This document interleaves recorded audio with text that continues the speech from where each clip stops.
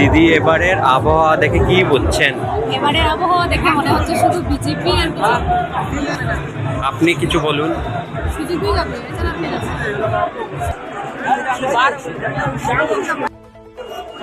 আমরা খুবই গর্বিত আজকের এই জনসমুদ্র দেখে। হ্যাঁ, মনে হচ্ছে যে আবার একবার মোদী সরকার, আমরা আবার বিপুল ভোটে জয় করতে হবে।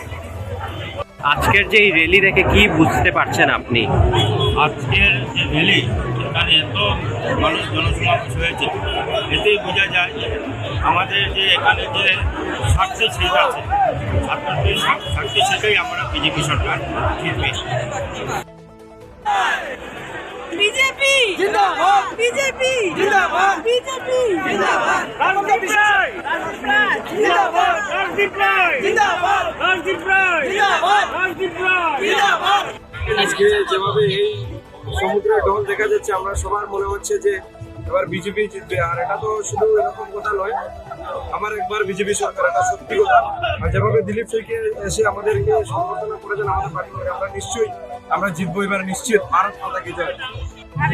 মহিলাদের এগিয়ে নিয়ে যাচ্ছে, মানে মোদী সরকার আমাদের যেভাবে কাজ করেছে, যে আমাদের যেভাবে মহিলাদের মানে এগিয়ে বেড়েছে, আমাদের এবার আমরা আশাবাদী যে আমরা আবার বিশাল ভোটে জয়ী হব।